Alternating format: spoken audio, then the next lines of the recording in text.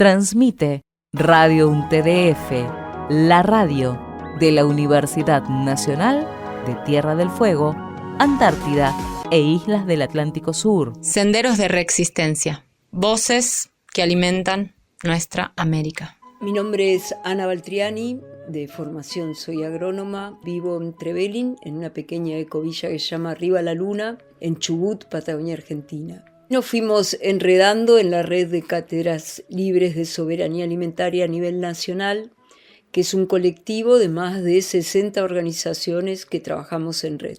Un poco esta experiencia me motivó a realizar un viaje pendiente en mi vida, tanto en Latinoamérica como el Caribe. Este viaje se basó no en cuestiones turísticas, sino en poder relevar e intercambiar con experiencias de soberanía alimentaria y agroecología en diferentes países. Y voluntarié en varias de estas experiencias. En total fueron más de 70 entrevistas en Bolivia, en Perú, en Ecuador, en Guatemala, México y Venezuela como simples estudios de caso.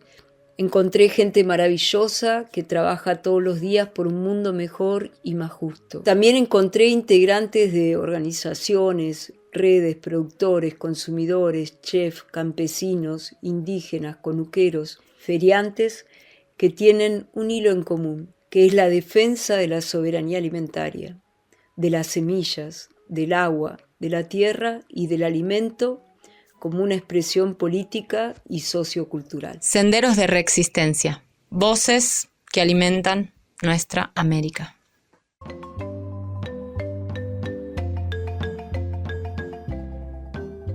En este tercer episodio de Senderos de Reexistencia conversamos con Miguel Ángel Manuel Alvarado. Es de Rabinal, en Guatemala, y es alcalde de esa localidad, es un alcalde indígena, y es miembro en la red SAC, que es la Red de Soberanía Alimentaria de Guatemala.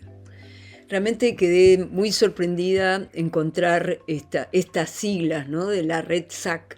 Uno decía semillas, de la G era de Guatemala, no, y es justamente, bueno, es de Guatemala, pero la SA tiene que ver con la soberanía alimentaria, y desde la red de cátedras libres en el país, tomando, digamos, el concepto global surgido por vía campesina, ¿no?, de la soberanía alimentaria, es el derecho de los pueblos de poder consumir alimento sano, sabroso, saludable, a un precio justo, y que la Revolución Verde de alguna manera ha hecho del alimento una mercancía, y hoy también el capitalismo ha hecho del alimento en las góndolas de los supermercados una mercancía y no nuestra medicina, ¿no? Como se dice, nuestro alimento es nuestra medicina. Así que muy interesante esta fuerte presencia, ¿no?, de esta red en Guatemala, que trata de salirse de la Revolución Verde y pensar alternativas bien diversas con una mirada no solo de la soberanía alimentaria, sino de la agroecología. También conversamos con Nancy Britos en Caracas, Venezuela. Ella es fundadora, junto con otras 3 mujeres en toda Venezuela, de las escuelas de Cuenca que siembran agua, y estas escuelas luchan o defienden los territorios, recuperando participativamente con otros actores la historia del agua en cada uno de esos territorios. Y Maribel Ordóñez y Vitelina Flores, las encontré en Reque, pertenecen a una ONG que se llama el Centro Esperanza. Reque se encuentra cerca de Chiclayo, en el norte de Perú, y forman en diferentes encuentros a generaciones en el tema de agroecología. Y las pude ver en una ecoaldea que se llama Utopía, que en otros episodios conversaremos con su creador, que se llama Pepe, es conocido como Pepe de Utopía. América es el territorio mestizo, son las venas abiertas y la América profunda. Es ese pulso de la unidad diversa, nuestra América. senderos de reexistencia, experiencias de construcciones comunitarias, la construcción colectiva de la autonomía alimentaria en nuestro continente. Conversamos aquí en Guatemala con Miguel Ángel Manuel Alvarado. Él pertenece a una comunidad indígena y también estuviste en este evento, ¿no?, sobre alimentación representando a la Red SAC. Cuéntame un poco de qué comunidad vienes, cómo es tu vínculo, ¿no?, a través también de la Red SAC y todo eso. Sí, muy buenas tardes. Mi nombre es Miguel Ángel Manuel Alvarado. Soy el alcalde indígena de Rabinal y también soy parte del consejo político de la Red SAC. El día de ayer y hoy estuvimos en la reunión, ya que como autoridades ancestrales pues queremos rescatar lo que es las semillas nativos y también el conocimiento ancestral y también lo que es el alimentario seguro directamente de las comunidades. ¿Y cuáles son las actividades concretas, por ejemplo, que se desarrollan en tu comunidad? Es decir, ¿qué producen, de qué viven?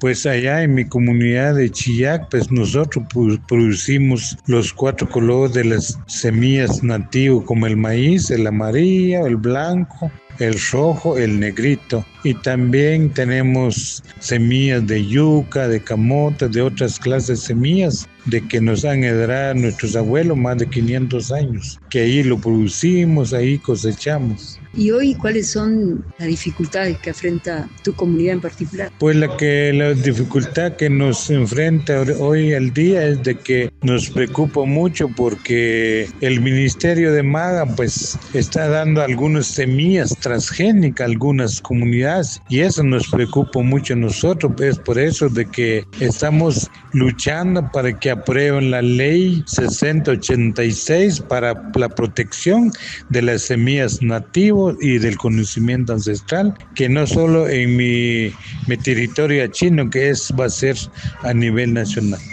¿Y algunas otras dificultades, por ejemplo, vinculadas con el cambio climático, otras cuestiones? Pues también se está viendo lo que es el cambio climático, pero también las transnacionales han botado grandes extensiones de bosque y eso nos preocupa mucho a nosotros porque hay muchos deslaves. Lo ideal es de que nosotros como pueblo pues estamos luchando para sembrar arbolitos para que nos dé el oxígeno.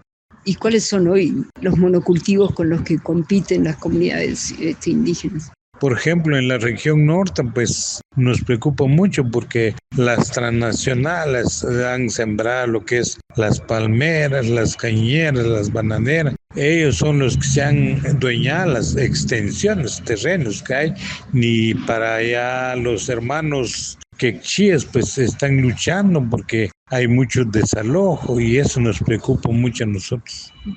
¿Y qué ley los ampara? ¿Ustedes tienen ley de tierras? ¿Se los reconoce como comunidades originarias? Pues se está luchando, gracias al hermano, el abogado Peláez, de que se está luchando para que las tierras comunales, pues, que se le den a los pueblos originarios, porque todas las tierras comunales, las tierras que han agarrado los terratenientes, pues ese terreno es de nuestros pueblos. Lo que pasa es que ellos durante el conflicto armado del 80 se adueñaron del terreno y eso nos preocupa mucho porque directamente las tierras son de nuestros abuelos y abuelas.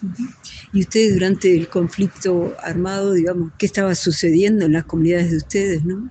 En el caso de los territorios achíes, pues durante el conflicto armado, que son 36 años, nuestro territorio fue arrasado por la guerra. Hubo masacres de las comunidades. Por ejemplo, en el caso de Plan de Sánchez, los masacraron hombres, mujeres, niños, ancianos, y también en otras comunidades como en Río Negro.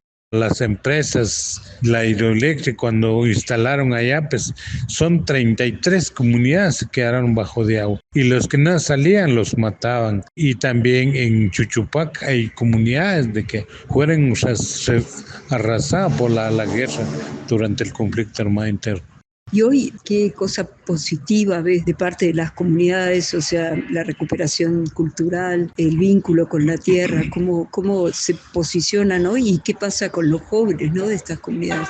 Pues durante el conflicto armado y la firma de los acuerdos de paz del año 1996, pues nos reorganizamos directamente los pueblos originarios, las autoridades ancestrales, para rescatar lo que es las semillas nativo y el conocimiento ancestral. Hace como 5 días pasó lo que es el Corpus Christi en el territorio Achí. Se celebró también lo que es la cultura viva de nuestros pueblos, por ejemplo, el chilate de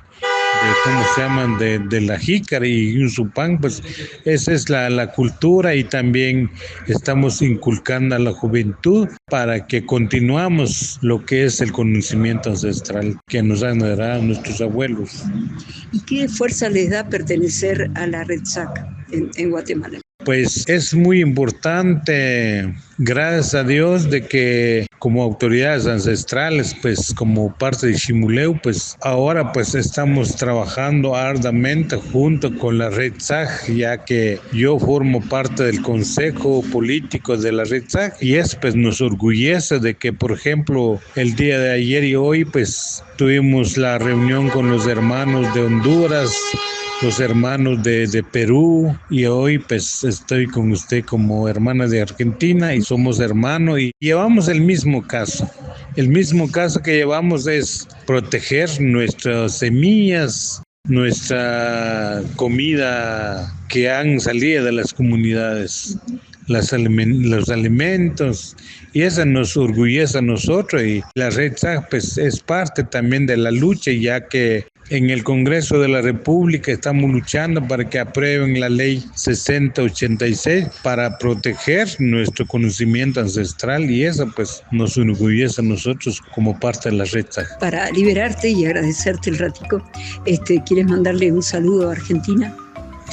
Pues como alcalde indígena autoridad ancestral Maya Achí de Rabinal y parte del Consejo Político de la Retzak, pues les mando un saludo a los hermanos y hermanas de Argentina, que sigamos adelante en la lucha, ya que somos pueblos originarios. Todas las semillas, la comida nativo que nos han heredado nuestros abuelos, pues es generalizado, ya que también en Argentina hay hermanas indígenas, hermanos que son de pueblos originarios, y un cordial saludo para ustedes, y sigamos adelante y trabajar en unión.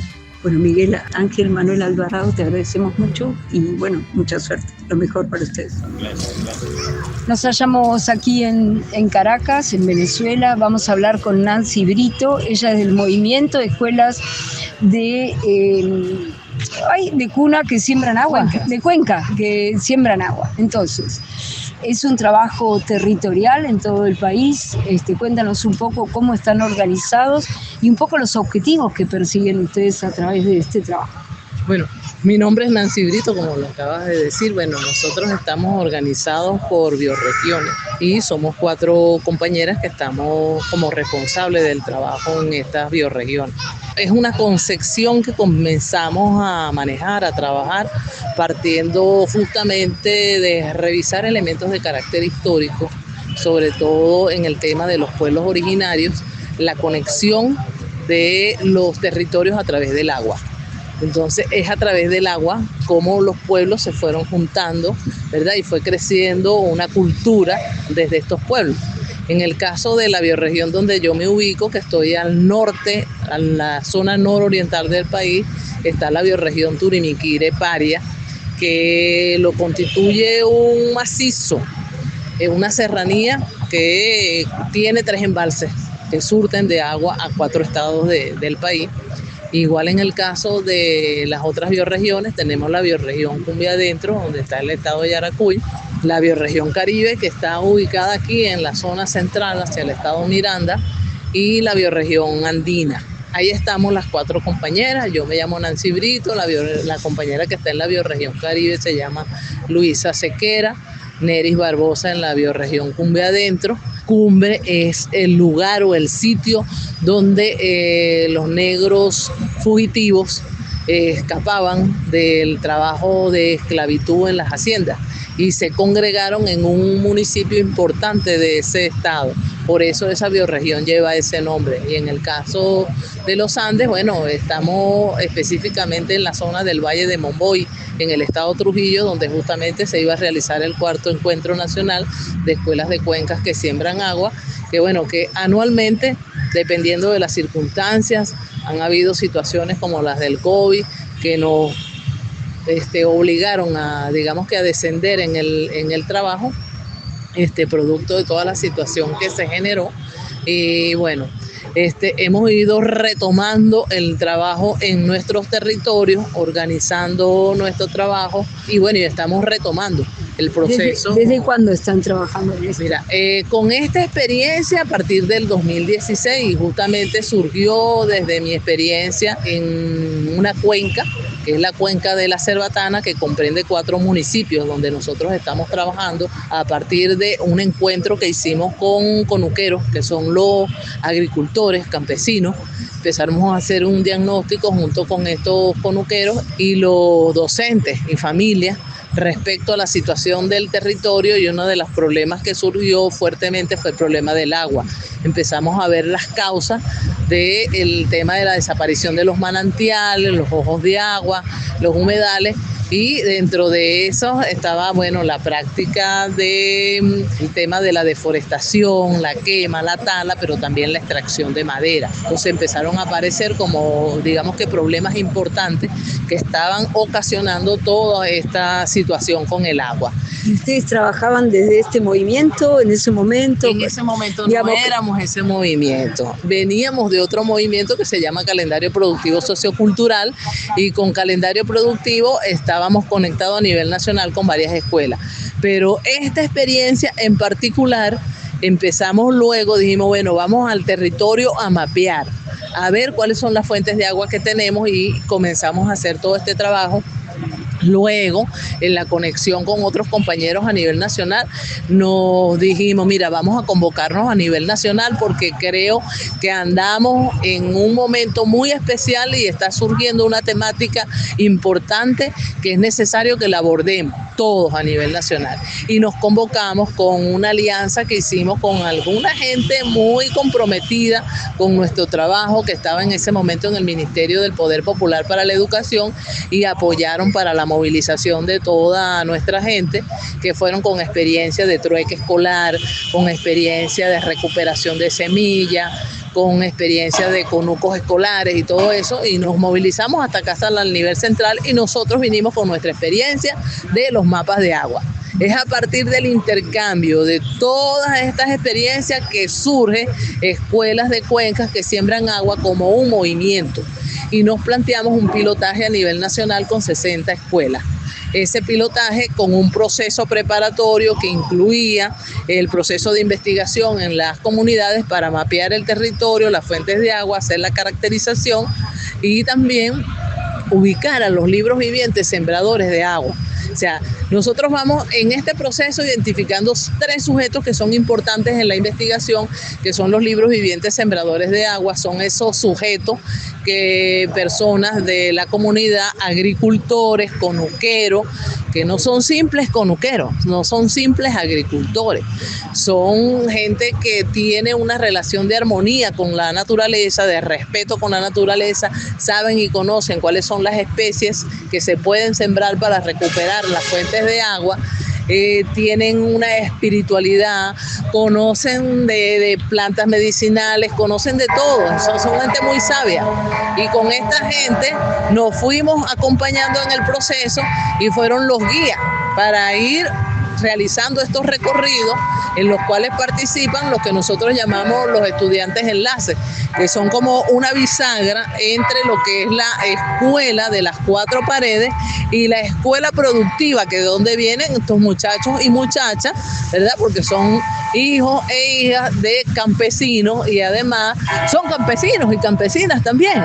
Y bueno, y trabajan la tierra, y cómo hacer que estas 2 escuelas se junten en la perspectiva de un trabajo que permita el tema de cómo recuperamos, ¿verdad?, el agua en los territorios. Un diálogo entre estos Exactamente, saberes. un diálogo entre esos saberes. Y digamos que de los diagnósticos que van viendo, digamos, cuáles son las principales causas por las cuales hoy se pierden los cursos de agua o son alterados.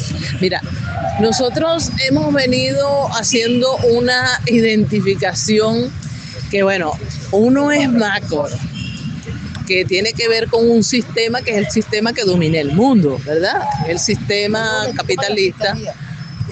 Es el sistema capitalista, patriarcal, que tiene unos modos y maneras de producción, y esos modos y maneras de producción también han permeado las comunidades a través de lo que se ha llamado la Revolución Verde, o sea, cómo han ido acabando con los métodos de agricultura ancestral como el conuco, incorporando el monocultivo y todo lo que son, toda la extensión y lo que implica los agrotóxicos, la presencia de todos estos elementos que han permitido también desde este tipo de prácticas ir acabando con los bosques, porque esas zonas donde están ubicadas estas comunidades y estas fuentes de agua, en el caso de la Cerbatana son bosques nublados, y son bosques nublados que son bosques que están ubicados a una altura y dependiendo de las condiciones climáticas especiales que nosotros tenemos, se dan a una altura que es privilegiada, porque es a 1000 metros sobre el nivel del mar y los bosques nublados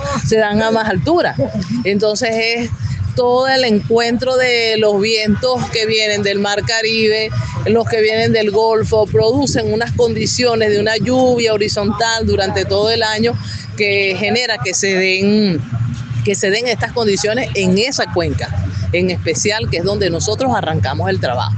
Entonces, este trabajo de investigación, que no solamente cuenta con la participación de los libros vivientes, de los estudiantes enlaces, también vamos conectando con docentes sensibles, porque no son todos los docentes de las escuelas que, digamos, que atienden al llamado de esta convocatoria, de esta planificación que nosotros hemos venido desarrollando. Entonces, bueno, hemos ido conectando con esa gente que tiene esa especial intención y que cree en esto y le echa pichón, pues, y echa todo este esfuerzo hacia adelante. Hay una lectura de parte de todos estos actores de estos cambios, digamos, y de la importancia del agua, ¿no? De la conciencia del agua y de la importancia del cambio climático y, bueno, y la dificultad.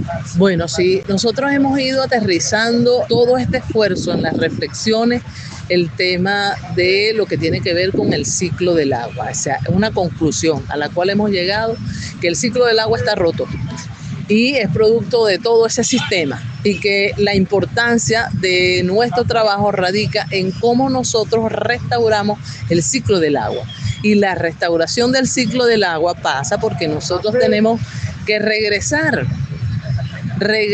a modos de vida ancestrales.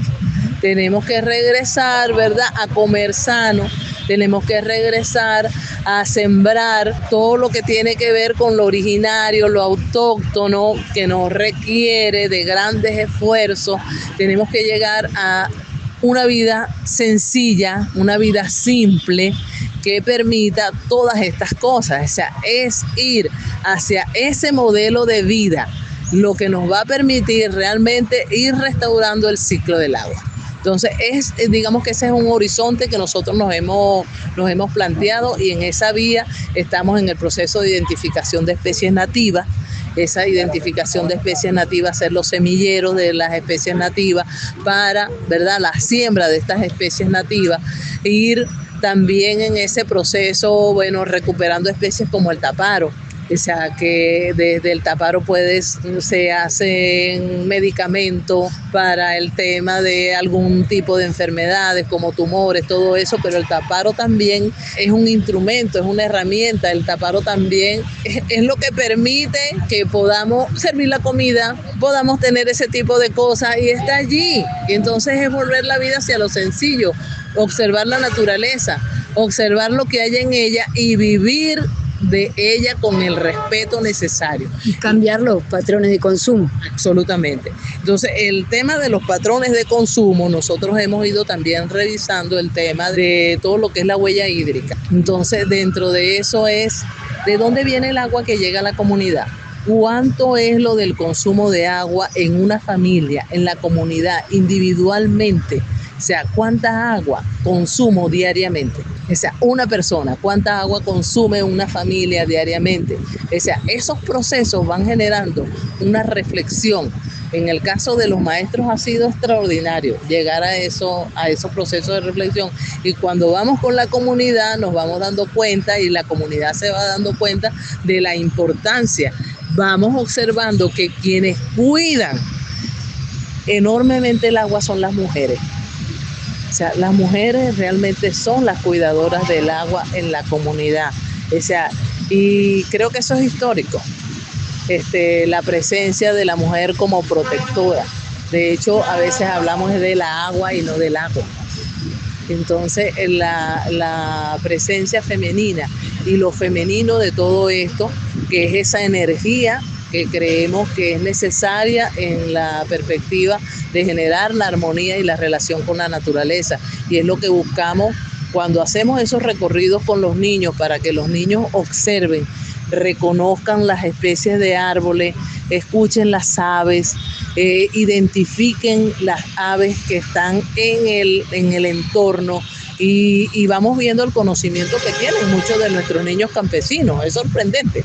O sea, yo he aprendido muchísimo en todos esos recorridos, cómo van vinculando y haciendo una relación entre la planta y el animal sembrador de agua, porque ese es otro aspecto que hemos ido descubriendo en la investigación, que no es solamente el libro viviente sembrador de agua, sino que la naturaleza también siembra el agua, y entonces tenemos especies que también están en extinción, que son los que esparcen las semillas, los propagadores de semillas, que tenemos que protegerlos. Hemos ido creando herramientas como los cuadernos de lecturaleza para la observación de los animales que siembran agua y para la observación de las plantas que siembran el agua. Entonces eso nos ha permitido que los muchachos vayan construyendo atlas, vayan construyendo los libros de la naturaleza, donde van reseñando las especies, van buscando los nombres científicos,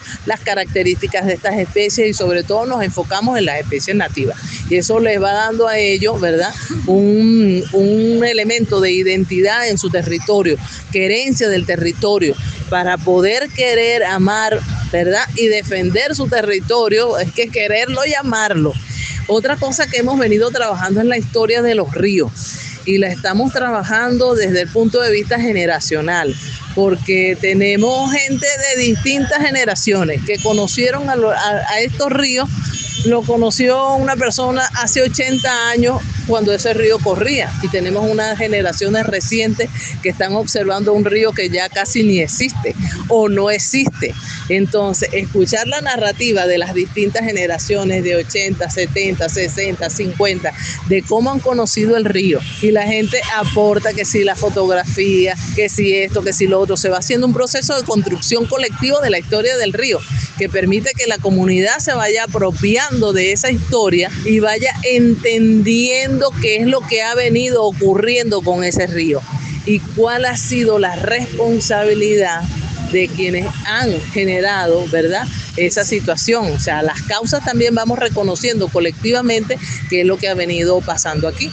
Y en esta construcción colectiva, bueno, y lo que planteás, estos problemas se replican en toda Latinoamérica y en el mundo. Entonces también ustedes están pensando hacer un encuentro, ¿no? O tratar de movilizar y replicar esta experiencia en otros países.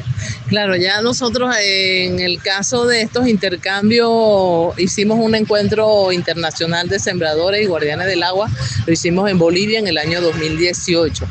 Y ahí establecimos un vínculo muy fuerte con los compañeros bolivianos, que ellos vinieron para este encuentro. Y así con los compañeros mapuches, que también tuvimos ese contacto con compañeros mapuches del lado chileno, y ellos realizaron en el año 2024, realizaron un encuentro en territorio mapuche utilizando estas herramientas.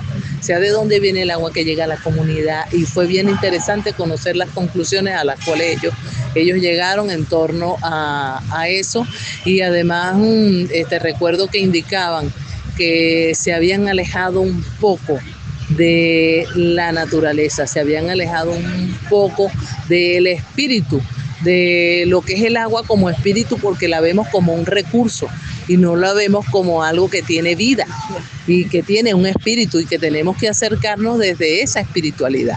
Entonces yo creo que eso es un aporte bien interesante dentro de lo que ha sido estos intercambios, y en la actualidad, bueno, ellos vinieron para comunicarnos y proponernos que, bueno, que desde esos contactos que se han ido tejiendo a nivel internacional se está planteando un encuentro ecosocialista para el año 2027 en Bolivia, en el departamento de Cochabamba.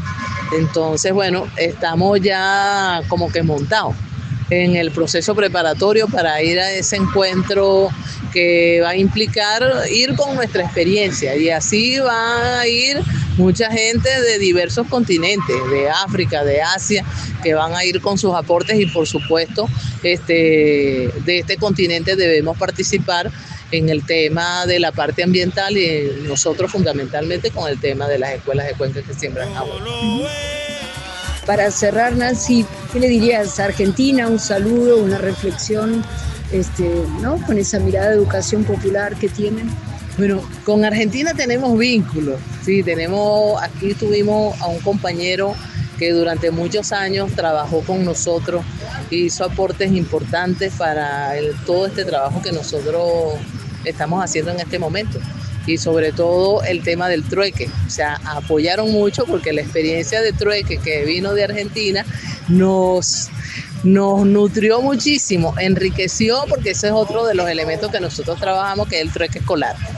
Entonces, a Argentina queremos agradecerle profundamente. ¿Cómo se llamaba el compañero? Pablo Mayayo, que agradecer a ese ser tan extraordinario que fue Pablo Mayayo, que estuvo tantos años con nosotros aquí.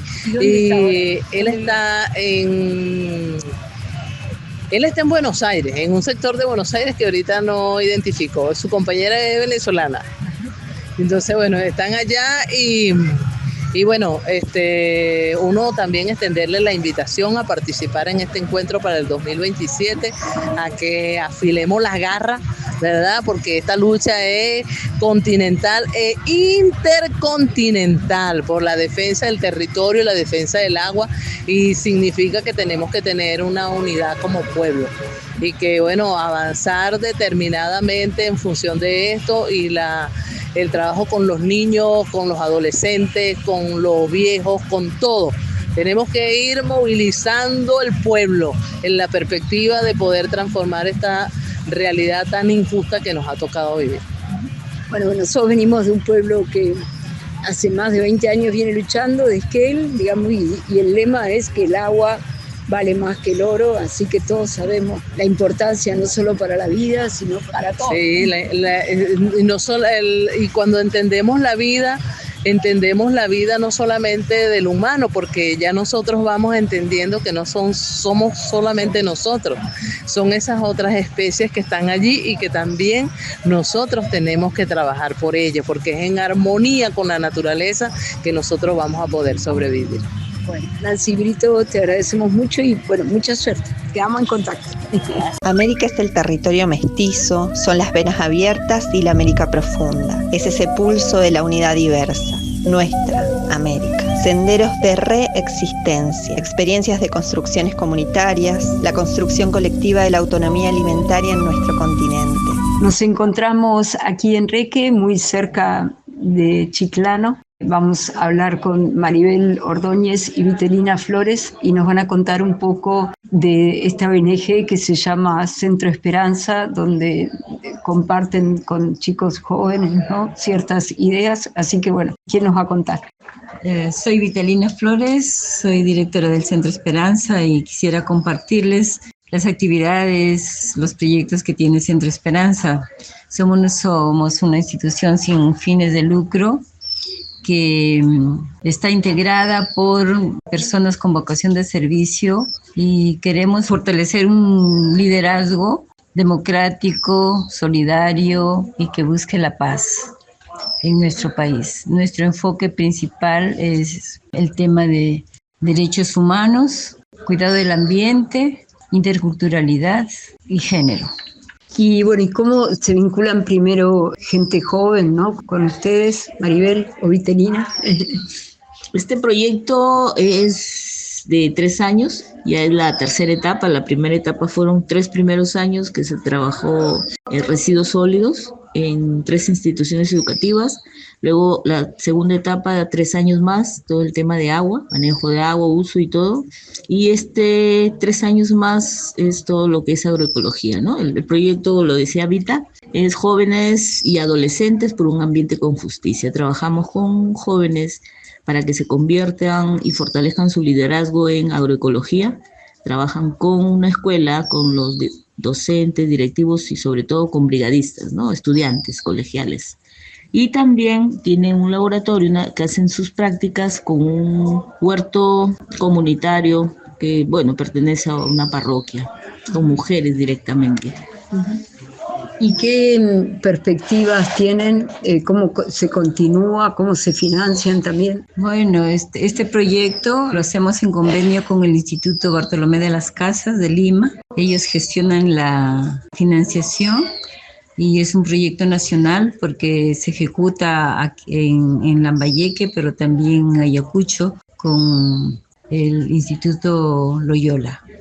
Las perspectivas que tenemos de este proyecto es formar jóvenes promotores en agroecología que reciban formación técnica en agroecología, seguridad alimentaria y que luego ellos transmitan estos conocimientos a la comunidad educativa que está conformada por maestros, padres y madres de familia y los estudiantes. Y en esto de los estudiantes trabajamos con un grupo de 40 brigadistas. Lo que quisiéramos es que las familias de este barrio de Atusparia, donde está ubicado el colegio, que es un barrio pobre, pudieran optimizar el uso del consumo de hortalizas, ¿no? De verduras sanas que pueden sembrar en sus casas, y si tienen un huertito, pues ahí que pongan en práctica a través de sus hijos y de las madres que asisten al proyecto esta práctica agroecológica que contribuye a mejorar la salud de la población.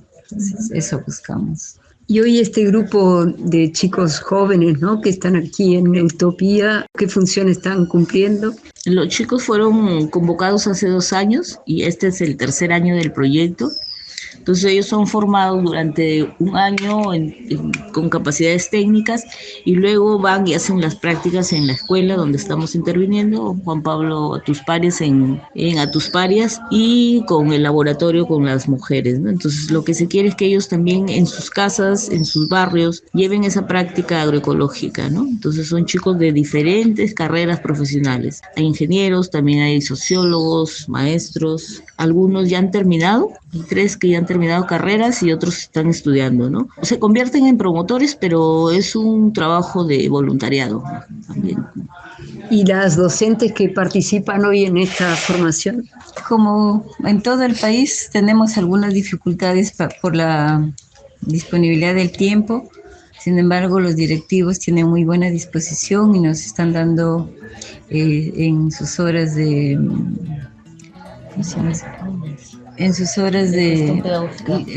gestión pedagógica para trabajar con los docentes y también para trabajar con los directivos, ¿no? Y los chicos, Maribel, que egresan de esta formación, ¿qué inserción o qué evaluación hacen ustedes de eso?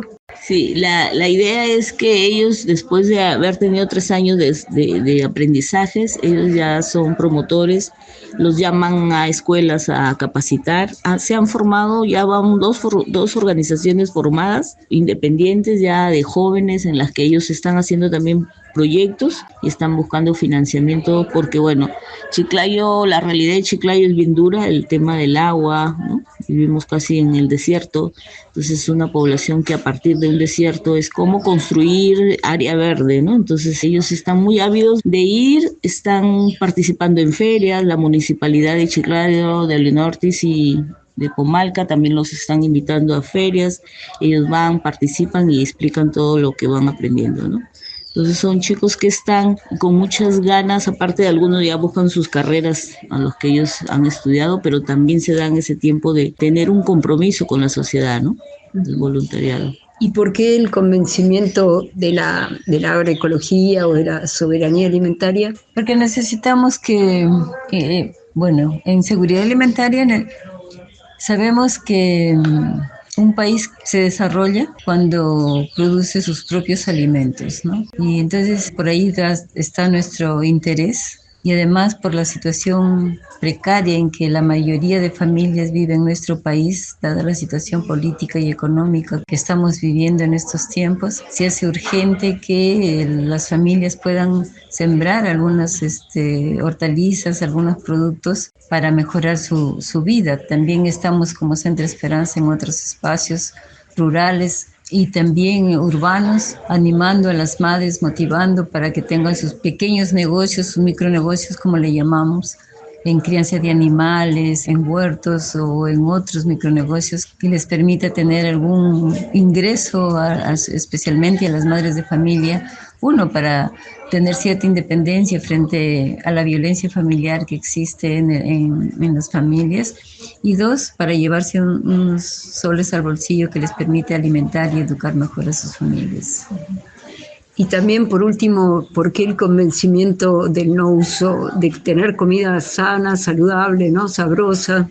Bueno, Chiclayo es una región en la que cultivo de pan llevar hay bastante, pero el consumo es muy bajo, ¿no? Entonces hay ciertas poblaciones rurales y también poblaciones urbanas, periurbanas, que no consumen hortalizas, ¿no? Entonces, el uso de estas hortalizas, bueno, va a ayudar en todo lo que es la alimentación y la salud, ¿no?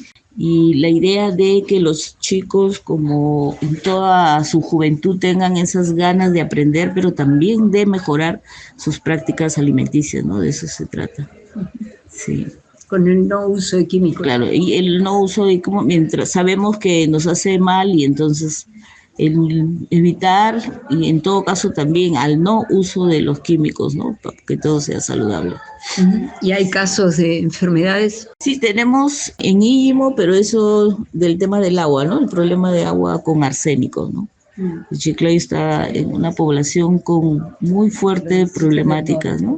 A partir de Íllimo, de Mochumí, Jayanca, a partir de hacia el norte, están con problemas de arsénico, ¿no? Natural. Entonces, sí. Natural del agua. O sí, proveniente es lo que no se sabe hasta ahorita, sigue en investigación.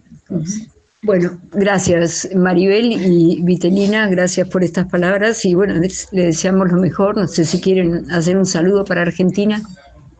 Claro, expresarles nuestro saludo a los amigos de la Argentina y que también se animen a difundir, a hacer incidencia en este tema tan importante de mantener, cuidar el hogar común, que es la Madre Tierra. Radio UNTDF, Radio a la Carta. Busca nuestros podcasts en iVoox y en Spotify.